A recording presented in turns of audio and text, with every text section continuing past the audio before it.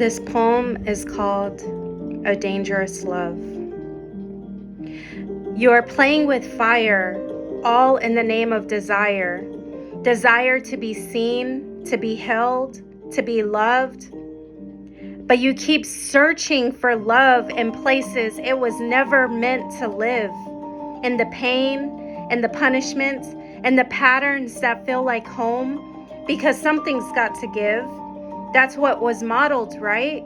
If your own father couldn't love you right, if the one meant to protect you became the one you feared, how could love ever feel safe and secured? How could it feel near? A father is supposed to be your shelter, your soft place to land. He's supposed to nurture, to love without condition. Yet, here I am. Mine, he just didn't. And what hurts even more is that he played that part, just never for me, not from the start. He stepped into the role of father for my siblings with ease, even played dad to children that weren't his. His stepkids got the script I never received. He knew his lines. He knew how to show up. He just didn't choose to cast me in his version of love. Instead, he crossed boundaries that should never be played with. He touched what was sacred and broke character. My innocence wasn't lost. It was stolen mid-scene by the one who was cast to protect me. How did I feel? He didn't just break me. He rewrote me. I was only a child, and that's the part that's so wild. It scarred me for life and left a wound on my inner child. That wasn't affection. That was abuse.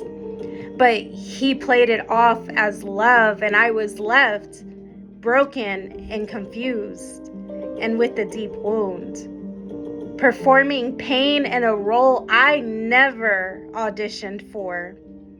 So I numbed the ache with alcohol and weed when I was just a teen, trying to silence a scream that no one could hear me but me. My mind twisted with confusion. I mistook abuse for attention, pain for passion, silence for rejection, all part of the illusion. And now I call danger love. I call chaos home. Because that's the script I was handed before I even knew I could rewrite it. That's what I was shown and all I've ever known. It just never made sense to me. I still hear the voices inside of me crying. Why won't you love me unconditionally? Why can't you see me where I am and need you to be? Why didn't you just choose me? This is the ache deep down inside of me. This is my inner child, not broken, but begging to be rescued, to be seen, to be held by the arms she never knew, but only dreamed. And so I asked, if I give you my body, will you finally love me? Will I finally be free from the shame that has shackled me, that's been holding me hostage behind the curtain of silencing? This has happened with men time after time. I've given my body, let them take what was mine, hoping it meant they'd finally choose me, and that this time I'd play the lead. All it brought was a void only I could see.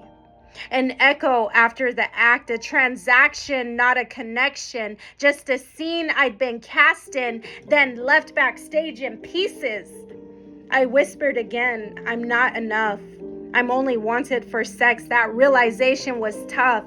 And that line, it stuck with me like a curse over time. I guess I didn't fit the role he wanted. I gave the performance of my life and still got written out of his.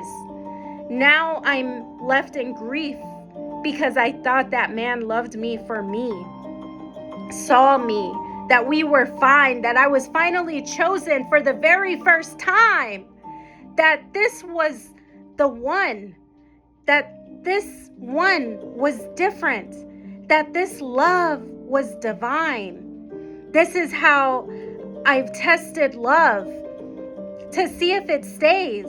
Look me in my eyes. Let me see your gaze. Let me read the lines between your silence. Tell me the truth you've never told an audience. Let me see inside your soul. Tell me you love me until we get old. To me, if I mattered beyond the skin, hoping a deeper connection could heal what's within. This has been my history with men, but no more. Love me for who I am, not for what I give. See my mess, my pain, my softness, and still choose to stay. Because that is all I've ever longed for, every single day. Show me that love does not hurt, that safety exists, that I am not too much, that I am worthy of gentleness. Because all I've ever wanted was a heart like mine, one that loves deeply and unbounded. That kind of love is divine. Remind me of my worth, not because I am broken, but because I am whole. Remind me that I am brave, not just someone waiting for a hero to arrive. That I survived what tried to bury me. That I've lived through curtain calls I'd never clapped for and scenes I never agreed to perform. That I've been drowning for years in oceans of fear, haunted by the thought I'm not good enough, that real love isn't near.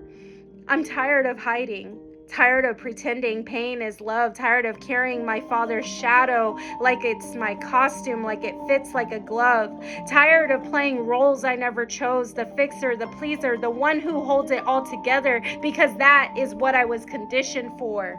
But now I want to leave the stage. I want to tear up the script. I don't want to be tied any longer to the stories that were never mine. This will be the very last time. Abuse is real and it's everywhere.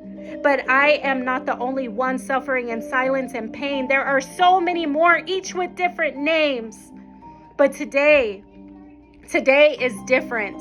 I choose to begin again, to unlearn the lie that love must hurt to be real, that I am worthy enough, that God sealed the deal. But before anything else, I just want a friend, one who stays when the curtain closes and is there until the very end. I choose softness with myself. I choose strength to love me. I choose to finally choose me and heal what's inside of me and silence that line that haunts every scene. I am not enough when there is a warrior residing inside of me.